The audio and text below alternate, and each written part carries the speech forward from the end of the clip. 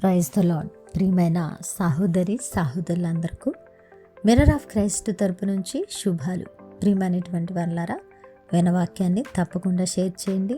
మన యొక్క నూతన ఛానల్ అయినటువంటి మిర్రర్ ఆఫ్ క్రైస్ట్ సెకండ్ ఛానల్ని తప్పకుండా సబ్స్క్రైబ్ చేయండి.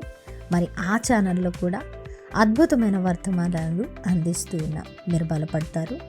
అనేకులకు షేర్ చేయండి. మరి పరిచర్య ఎంతో భారం కలిగి ఉన్నదండి. బలమైన పరిచర్య చేస్తూ ఉన్నాం. సహకరించడానికి ముందుకు రండి. ఈరోజు దేవుడు మనతో మాట్లాడుతూ ఉన్న బలమైన వాగ్దానాన్ని ధ్యానం చేసి మన జీవితాలలో పెట్టుకొని ఫలించే వారముగా ఉందాం. యావేలు గ్రంథము 2వ అధ్యాయము 26వ వచనము. నా జనులు ఇక నెన్నటికి సిగ్గునొందరు, దేవునికి మహిమ కలుగునుగాక. అద్భుతమైన వాగ్దానం ద్వారా దేవుడు ఈరోజు మనల్ని బలపరుస్తూ ఉన్నారు. నా జనులు, నిజంగా ఆయన జనాంగమైనందుకు మనము ధన్యులమని లేఖనాలు స్పష్టపరుస్తూ ఉన్నాయి. అవును కదా, యెహోవా తమకు దేవుడుగా గల జనులు ధన్యులట. ప్రియమైనటువంటి వాళ్ళారా, ఈరోజు ఆయన జనాంగమైన మనము ధన్యులమైతే, ఆయన జనాంగమైన మనము ఎప్పటికీ ఎన్నటికీ ఏ విషయంలో కూడా సిగ్గు నొందమని లేఖనాలు స్పష్టపరుస్తూ ఉన్నాయి. ప్రియమైన దేవుని బిడ్డ, దేని విషయముగా ప్రార్థిస్తూ ఉన్నావు? ఏ విషయముగా దేవుని సన్నిధిలో కనిపెడుతూ ఉన్నావు? సిగ్గు పడతానేమో, నా తల దించబడుతూ ఉన్నదేమో, నేను నింద పాలవుతానేమో, నేను అవమాన పాలవుతానేమో, నా పరిస్థితి ఏమిటి అని ఆలోచన చేస్తూ ఉన్నావా? అయితే శుభ వాగ్దానం ఇది. నా జనులు ఇక ఎన్నటికీ సిగ్గునొందరని దేవుడు మాట్లాడుతూ ఉన్నారండి. నువ్వు దేని విషయమై సిగ్గుపడతానని నువ్వు భయపడుతూ ఉన్నావో, నువ్వు ఎన్నటికీ సిగ్గుపరచబడవని, తన కాలమానాల ప్రకారము నువ్వు చక్కగా తగిన సమయమందు లేవనెత్తబడతావని, హెచ్చించబడతావని, దీవించబడతావని, ఆశీర్వాదకరంగా నిలబెట్టబడతావని దేవుడు ఈరోజు నీతో బలంగా మాట్లాడుతూ ఉన్నారు. ప్రియమైన దేవుని బిడ్డ, నా జనులు ఎవరండి? సిగ్గునొందని ప్రజలు ఎవరంటే నా జనులు అని దేవుడు మాట్లాడుతున్నారు. అంటే యెహోవాను తమకు దేవుడుగా అంగీకరించి, యెహోవా యందు భయభక్తులు కలిగి, యెహోవా నీతి మార్గములను అనుసరిస్తూ ఎవరైతే భయభక్తులు నిలిపారో అట్టి జనులు ఇక ఎన్నటికీ సిగ్గు నొందరని, వారు దీవించబడతారని, వారు కట్టబడతారని, వారి నిరీక్షణ వ్యర్థము కాదని దేవుడు ఈరోజు బలమైన మాటలు మాట్లాడుతూ ఉన్నారు. ప్రియ దేవుని బిడ్డ, ఎక్కడ నువ్వు కృంగిపోయావో నాకు తెలియదు, ఏ పరిస్థితిలో జారిపోయావో నాకు తెలియదు. నేను సిగ్గుపరచబడతానేమో, దేవుని నమ్మి విశ్వాసముంచి అడుగులు వేస్తూ కూడా నేను పడిపోతానేమో అని అనుకుంటున్నా. ఈరోజు నీ బలహీనమైన పరిస్థితిని చూసి దేవుడు మాట్లాడుతున్న మాటలు ఇవి.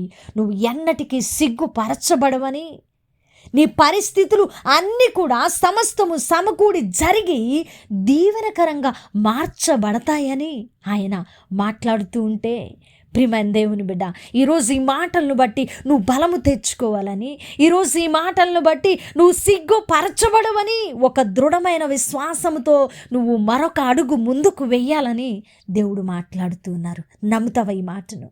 ప్రియమైన దేవుని బిడ్డ, నమ్ముతావా ఈ మాటను? ప్రియమైన దేవుని బిడ్డ, నమ్మాలి. ఎందుకంటే ఆయన జనులు ఇక ఎన్నటికీ సిగ్గునొందరండి. సిగ్గునొందరు. సిగ్గు పడేవారు ఎవరంటే, దేవుని మేము కలిగి ఉన్నామని, దేవుని యొక్క వాక్యానుసారము నడవక, నీతిని అనుసరించక, వాక్యాన్ని పట్టుకోలేని వారు తప్పక సిగ్గునొందుతారు. ఈ విషయాన్ని కూడా మనం గమనించాలి, గ్రహించాలి.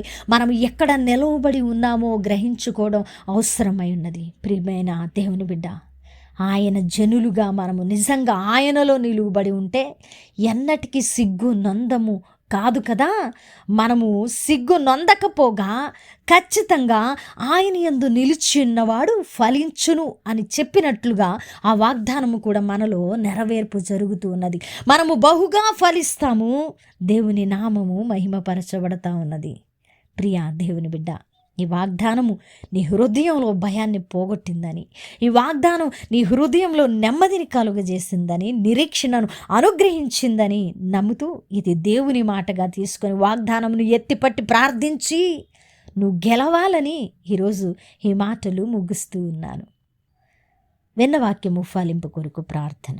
పరిశుద్ధుడా, ప్రేమ కలిగిన తండ్రి, అద్భుతమైన వాక్యము ద్వారా మాతో మాట్లాడారు. అవును ప్రవ్వా, అయా మిమ్మల్ని దేవుడిగా కలిగి ఉన్న మేము సిగ్గుపరచబడనమని, మేము ధన్యులమని మీరు మాట్లాడారు. అవునయ్యా, నేను సిగ్గుపరచబడను, నా దేవుడు నా పక్షమున కార్యము సఫలము చేయును అని ఎవరైతే విశ్వసించారో వారి పట్ల వాగ్దానాన్ని నెరవేర్చండి ప్రభా. పరిచర్యకు సహకరిస్తున్న వారిని దీవించండి అయా. ఈ పరిచర్యను విస్తరిస్తున్నందుకు అయా, బలముగా వాడుకుంటున్నందుకు కృతజ్ఞతలు తెలియపరుస్తూ చేసిన ప్రార్థనకు దీవెన జవాబిచ్చారని నమ్ముతూ ఈ ప్రార్థన నజరేయుడైన యేసుక్రీస్తు నామమున సమర్పించి అడిగి వేడుకుంటున్నాం తండ్రి, ఆమేన్. ప్రియమైనటువంటి వాళ్ళారా, వినవాక్యాన్ని తప్పకుండా షేర్ చేయండి, పరిచర్యకు సహకరించండి. దేవుని చిత్తమైతే మరలా కలుసుకుందాం. దేవుడు దీవించునుగాక. ఆమేన్.